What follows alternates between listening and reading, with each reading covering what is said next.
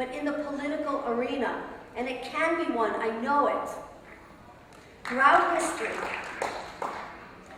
history, civilizations have risen and fallen.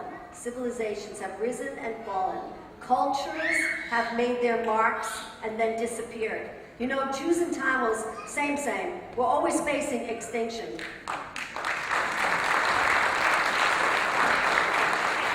I had a discussion with one of my Tamil sisters here who said, we decided that Tamils and Jews, they probably came down from the same tree, and we're really just the same. But for thousands of years, the Jews wandered in exile, holding the desire to return to Jerusalem, the jewel of our homeland. And when we say goodbye and we kept it alive, we would say, we'll meet again next year in Jerusalem. And this has been the rallying call passed down for generations and generations, holding alive the dream. In our Tamil circles, we've adopted this vision. So as we work into the night, writing letters, exchanging ideas, talking amongst us, sending emails to anybody in the world that we can wake up and talk about the Tamil genocide, we sign off our emails and we say, we'll meet again next year in Tamil Elan.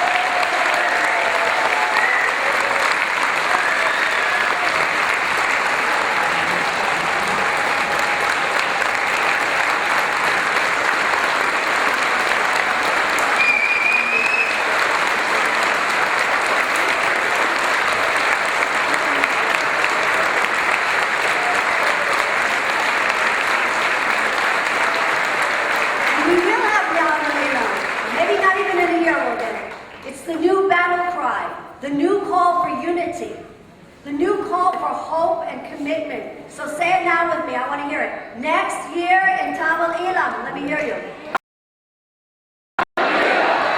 Next year in Tamil Elan. One more time. So when you say goodbye to your friends and your relatives, just about the time that you're going to say goodbye, just say, hey, next year in Tamil Elan. A free Tamil Elan, where every Tamil is treated with peace and dignity, where the land is fertile again, where the crops are growing, and the fishermen are catching their fish, where the hospitals have medicine, and the people have food, and the children are given a wonderful education, and people can believe in their dreams again. Yes, visualize the dream, and it will happen. Fight for it, and it will be created. Teach your children what it means to say next year in Tamil Elan and repeat it frequently. You know, they cannot silence us. Although there is silence in Sri Lanka, we will never be silenced. Over there, we will never be controlled.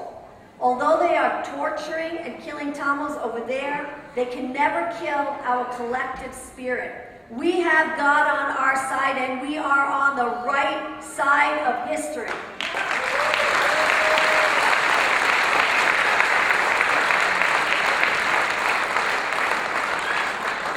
You know, Elie Wiesel also said, there are victories of the soul and the spirit. Sometimes, even if you lose, you win. Of soul and spirit despite the military defeat of the Tamil Tigers. The Tigers were born to fight oppression.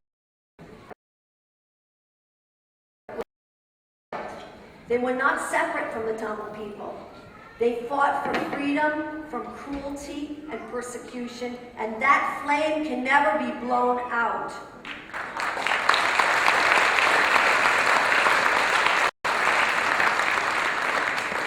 You know, when I see pictures of the 6 million Jews that were killed by the Nazis, I wish the Jews in Europe had freedom fighters like the Tigers.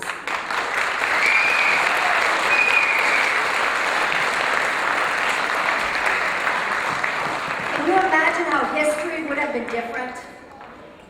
Americans, Tamil Americans, the battle is now in the political arena. Don't be afraid to use your right as an American to raise your voices. This is a free country. Use your freedom of expression. Expose the forces of evil trying to wipe out your race. Be part of the moral, legal fight. Save the Tamils of Sri Lanka from extinction. Be in the struggle. Don't sit this one out. You know, in every human being's heart, there's a life force that yearns to be free.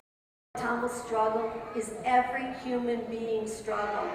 Wherever there are people on this earth oppressed and murdered for the color of their skin or their religion, or simply because they're different, you will find a brother and a sister to the Tamil cause.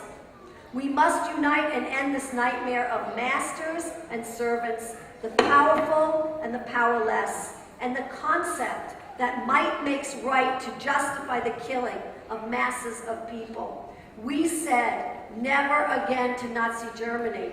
We said never again to the killing fields of Cambodia. We said never again to the Rwanda's genocide. We say stop the killing in the Congo. And we say to the world in every way we can, stop the genocide of Tamils in Sri Lanka.